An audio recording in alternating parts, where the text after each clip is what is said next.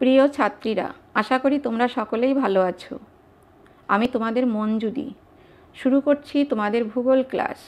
এই ক্লাসে সপ্তম অধ্যায় মানুষের কার্যাবলী ও পরিবেশের অবনমন থেকে আমি পড়াচ্ছি। এই অধ্যায় থেকে এর আগে আমি দুটো ক্লাস করে তোমাদের ভিডিও দিয়েছি। এই দুটো ভিডিও আশা করি তোমরা দেখেছো। এখন আমি তার পরবর্তী অংশ থেকে পড়াচ্ছি প্রাকৃতিক শক্তির প্রভাবে সৃষ্ট অবনমন। ঝড়, বন্যা, খরা, ভূমিকম্প, অগ্ন্যুৎপাত, সুনামি প্রভৃতি প্রাকৃতিক শক্তির প্রভাবে পরিবেশের অবনমন ঘটে। এই প্রাকৃতিক শক্তির প্রভাবে সৃষ্ট অবনমনগুলি মানুষের জীবনে প্রভাব ফেলে ঠিকই, কিন্তু প্রকৃতি ও মানুষ সেই ক্ষতিকে অনেকটা পূরণ করে ফেলতে পারে। মানুষের বিভিন্ন কার্যের প্রভাবে সৃষ্ট অবনমন। মানুষের বিভিন্ন কার্যগুলি যেমন আধুনিক কৃষি, শিল্প, পরিবহন, নানান উন্নয়ন কার্যকলাপ। এই মানুষের এই বিভিন্ন কার্যের বিরূপ প্রভাবে পরিবেশের অবনমন আজ অপূরণীয় অবস্থায় চলে গেছে। মানুষের কয়েকটি উন্নয়ন পরিকল্পনা, তাদের উদ্দেশ্য ও তাদের প্রভাব সম্পর্কে আলোচনা করছি। প্রথম হচ্ছে আধুনিক কৃষি পদ্ধতি। আধুনিক কৃষি পদ্ধতির উদ্দেশ্য কৃষি উৎপাদন বাড়ানো। জনসংখ্যা বৃদ্ধি পাওয়ার সাথে সাথে খাদ্যের চাহিদাও বৃদ্ধি পায়। এই খাদ্যের চাহিদা পূরণের জন্য কৃষি উৎপাদন বাড়ানো প্রয়োজন। সেই কৃষি উৎপাদন বাড়ানোর জন্যই কিন্তু আধুনিক কৃষি পদ্ধতি চালু হয়েছে। তাহলে আধুনিক কৃষি পদ্ধতির উদ্দেশ্য হচ্ছে কৃষি উৎপাদন বাড়ানো। প্রভাব, অর্থাৎ আধুনিক কৃষি পদ্ধতি পরিবেশের উপর কী প্রভাব ফেলে? কৃষিতে রাসায়নিক সার, কীটনাশক, অতিরিক্ত জলসেচ, একই জমিতে বারবার চাষ, উচ্চ ফলনশীল বীজের ব্যবহার বৃদ্ধি ইত্যাদির প্রভাব পরিবেশের উপর পড়ে। যেমন জমির উর্বরতা হ্রাস পায়। জমির উর্বরতা হ্রাস কী করে পায়? অবৈজ্ঞানিক পদ্ধতিতে জমিতে চাষ করার ফলে জমির উর্বরতা শক্তি নষ্ট হয়। এতে জমির অর্থাৎ মাটির মধ্যে অতি প্রয়োজনীয় পুষ্টিমৌলের ঘাটতি দেখা যায়। এর ফলে উপকারী বিভিন্ন ব্যাকটেরিয়া ও প্রাণীদের মৃত্যু ঘটে। ফলে জমির উর্বরতা শক্তি হ্রাস পায় বা কমে যায়। দূষণ সৃষ্টি। অধিক চাষবাসের কারণে জমিতে রাসায়নিক সার ও কীটনাশকের অতিরিক্ত ব্যবহারে মৃত্তিকা ও জল দূষণ ঘটায়। রাসায়নিক সার ও কীটনাশক বৃষ্টির জলে মিশে পুকুর ও নদীতে পড়ে এবং জল দূষণ ঘটায়। এই জল মাটিতে চুইয়ে প্রবেশ করে মাটিকেও দূষিত করে। মৃত্তিকার লবণতা বৃদ্ধি পায়। এছাড়া বিপুল পরিমাণে রাসায়নিক সার ও কীটনাশক স্প্রে আকারে ব্যবহার করলে বায়ু দূষণ ঘটে। বনভূমি ধ্বংস ও জীববৈচিত্র্য হ্রাস। অধিক কৃষিকাজ করার জন্য অধিক জমি প্রয়োজন, তাই বনভূমি ধ্বংস করে নতুন নতুন কৃষি জমি তৈরি হচ্ছে, যার ফলে অতি প্রয়োজনীয় বনভূমির বিলুপ্তি ঘটছে, বাস্তুতন্ত্র বিঘ্নিত হচ্ছে। পাশাপাশি রাসায়নিক সার ও কীটনাশকের ফলে দূষিত জল মাটি ও জলাশয়ে মিশে মাছসহ বহু জলজ প্রাণীর মৃত্যু ঘটাচ্ছে। এর ফলে জীববৈচিত্র্য নষ্ট হচ্ছে। নগরায়ন। নগরায়নের উদ্দেশ্য কী? মানুষের বাসস্থান ও উন্নত আধুনিক জীবনযাত্রা প্রদান করাই হচ্ছে নগরায়নের উদ্দেশ্য। এরপর নগরায়নের প্রভাব, অর্থাৎ পরিবেশের উপর নগরায়নের প্রভাব কীরূপ? নগরায়নের ফলে পরিবেশে বিরূপ প্রভাব পড়ছে, যেমন ভূগর্ভস্থ জলের টান। নগরায়ন বৃদ্ধি পাওয়ার ফলে মানুষের জন্য পানীয় ও অন্যান্য প্রয়োজনীয় জলের প্রয়োজন বৃদ্ধি পাচ্ছে এবং সেই চাহিদা মেটাতে মূলত ভূগর্ভস্থ জল ব্যবহার করা হচ্ছে। এতে ভৌম জলস্তর খুব দ্রুত নিচে নেমে যাচ্ছে, ফলে আর্সেনিক, ফ্লুরাইড প্রভৃতি দূষণেরও সৃষ্টি হচ্ছে। দূষণের মাত্রা বৃদ্ধি।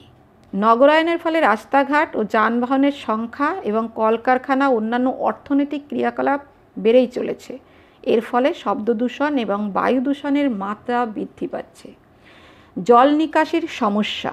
অতিরিক্ত নগরায়নের জন্য মানুষের সৃষ্ট আবর্জনা নিকাশি নালাগুলিতে আটকে যায় এবং জল নিকাশের পথ বন্ধ করে দেয়। ফলে বর্ষাকালে ওই নিকাশি নালার মাধ্যমে জল ঠিকমতো নিষ্কাশিত হতে পারে না এবং শহর ও নগর তখন জলমগ্ন হয়ে পড়ে। বর্ষাকালে অতিরিক্ত জল হলে নিকাশি নালাগুলো যদি আবর্জনাতে আটকে থাকে তাহলে জলটা সরে যেতে পারে না, ফলে নগর ও শহরগুলো জলমগ্ন হয়ে পড়ে। যানজট, অপরিকল্পিত নগরায়নের ফলে রাস্তাগুলি সংকীর্ণ হয়ে যায়, এতে যানবাহনের গতিরুদ্ধ হয়, যানজট সৃষ্টি হয়। বসতি সমস্যা, তৃতীয় বিশ্বের বড় শহরগুলো, অর্থাৎ দ্বিতীয় বিশ্বযুদ্ধের পরবর্তীতে যে বড় বড় শহরগুলো গড়ে উঠেছে সেই শহরগুলো মূলত অপরিকল্পিত পুরনো শহরকে কেন্দ্র করে গড়ে ওঠে, ফলে বসতি সমস্যা প্রকটভাবে দেখা যায়। এরপর তাপবিদ্যুৎ কেন্দ্র।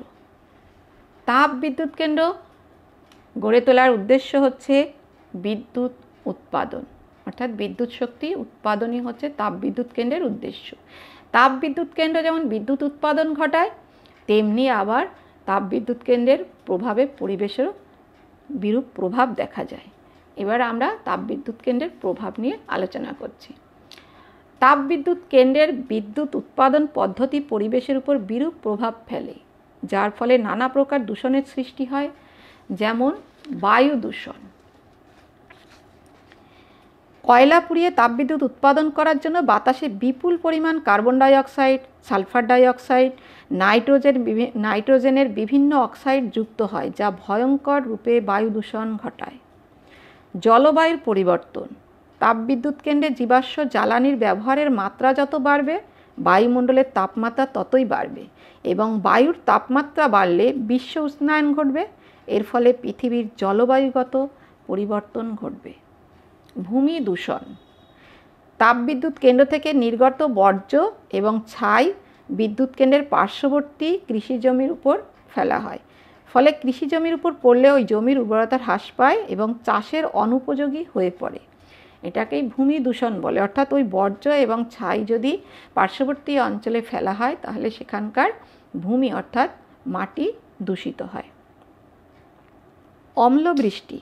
তাপবিদ্যুৎ কেন্দ্র থেকে নির্গত বিভিন্ন প্রকার গ্যাস বৃষ্টির জলের সাথে মিশে অম্লবৃষ্টি ঘটায়, যা কৃষি জমিকে নষ্ট করে দেয়, জলাশয়ের জলকে নষ্ট করে দেয়, এমনকি মানুষের তৈরি যে স্মৃতিসৌধ সেগুলোও কিন্তু এই অম্লবৃষ্টির প্রভাবে নষ্ট হয়ে যায়। বহুমুখী নদী পরিকল্পনা। বহুমুখী নদী পরিকল্পনা কি? একটা নদীতে বাঁধ দিয়ে সেই নদীর জলসম্ভারকে বিভিন্ন কাজে ব্যবহার করার যে পরিকল্পনা, সেটাই হচ্ছে বহুমুখী নদী পরিকল্পনা। বহুমুখী নদী পরিকল্পনার উদ্দেশ্য জলসেচ, জলবিদ্যুৎ উৎপাদন, মাছ চাষ, জলপথ পরিবহন, পানীয় জল সরবরাহ, বন্যা নিয়ন্ত্রণ, ভূমিক্ষয় রোধ ইত্যাদি। তাহলে বিবিধ উদ্দেশ্য সাধন হচ্ছে বহুমুখী নদী পরিকল্পনার দ্বারা। তা সত্ত্বেও কিন্তু এই বহুমুখী নদী পরিকল্পনা পরিবেশের উপর বিরূপ প্রভাব ফেলে, অর্থাৎ এর নানাভাবে প্রতিক্রিয়া তৈরি করে। সেই প্রতিক্রিয়াগুলো কি কি? জলাধারে চাপ।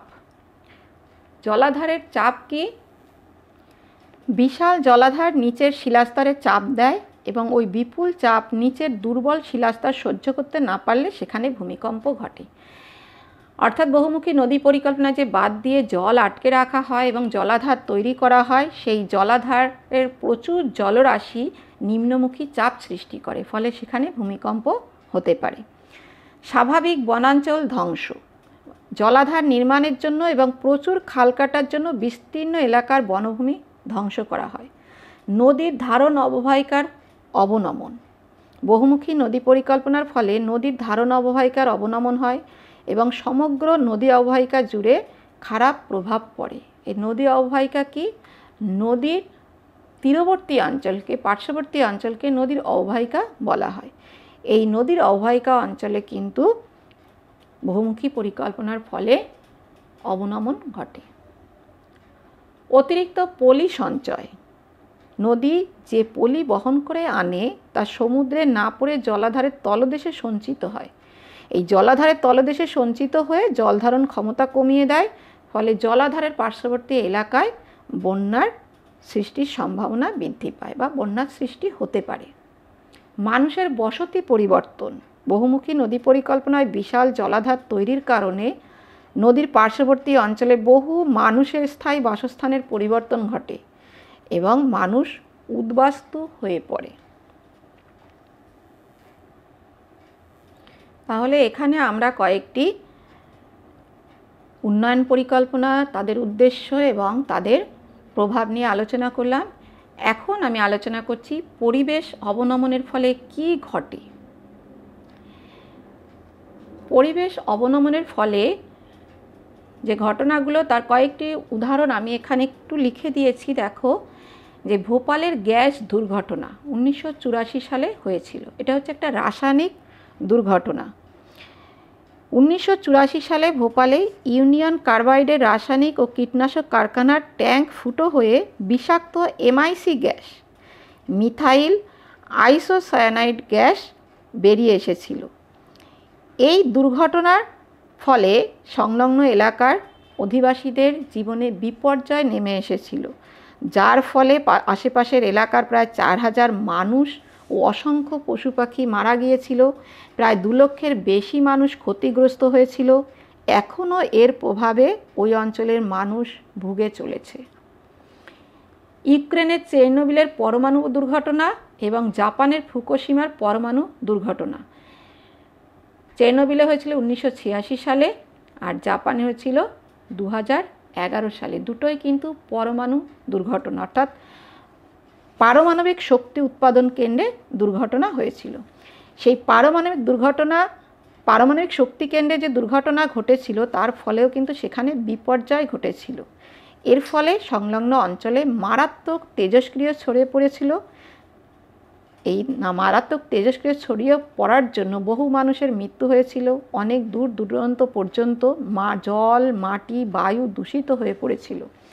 তাহলে পারমাণবিক শক্তি উৎপাদন কেন্দ্রেও কিন্তু দুর্ঘটনা ঘটলে এই পরিবেশের অবনমন মারাত্মক আকার নিতে পারে।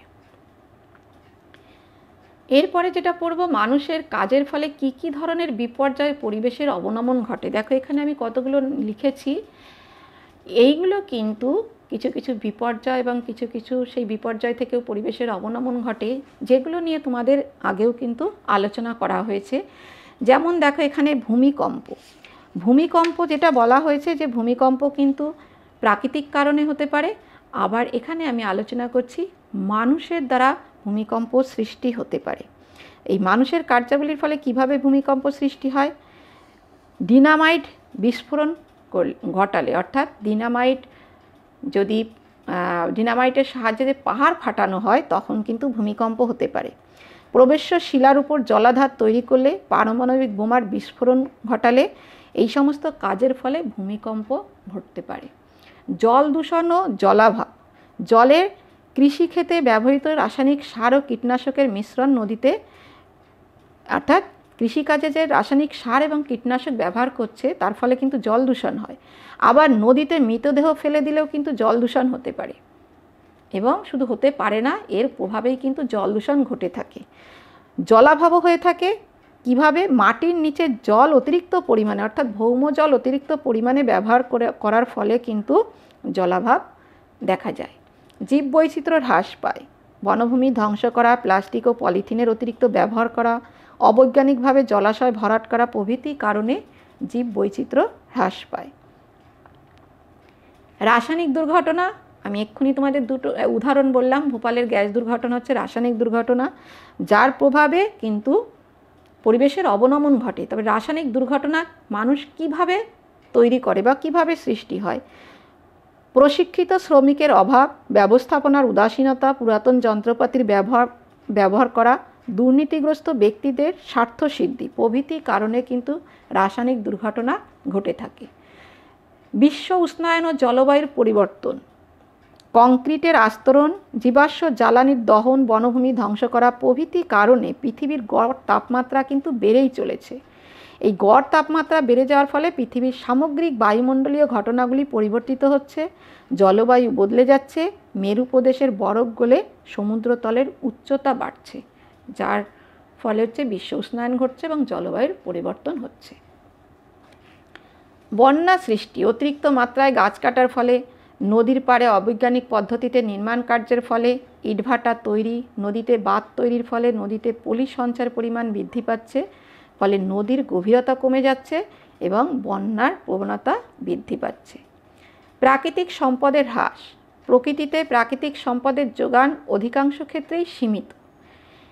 এগুলির অপব্যবহার এবং মাত্রাতিরিক্ত ব্যবহার প্রাকৃতিক সম্পদের পরিমাণ ক্রমশ কমে যাচ্ছে। অর্থাৎ প্রাকৃতিক সম্পদকে যদি অপব্যবহার করা হয় এবং মাত্রাতিরিক্ত ব্যবহার করা হয় তাহলে কিন্তু প্রাকৃতিক সম্পদের পরিমাণ ক্রমশ কমেই যাবে। মুদ্রাস্ফীতি, চাহিদা যোগানের ভারসাম্য হ্রাস। মুদ্রাস্ফীতি হচ্ছে এক ধরনের অর্থনৈতিক সমস্যা।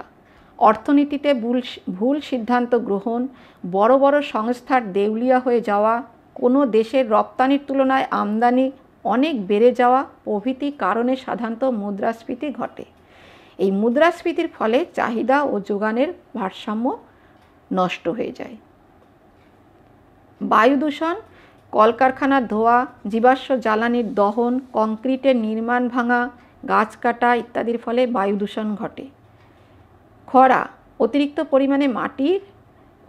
পরিমাণে মাটির নিচের জল, সেই ভৌম জল যেটা বারবারই বলা হচ্ছে, ভৌম জল বের করে নেওয়া হচ্ছে, অর্থাৎ অতিরিক্ত পরিমাণে ভৌম জল ব্যবহার করা হচ্ছে, গাছ কেটে ফেলা হচ্ছে, অবৈজ্ঞানিক পদ্ধতিতে চাষবাস করা প্রভৃতি কারণে খরা দেখা দিতে পারে।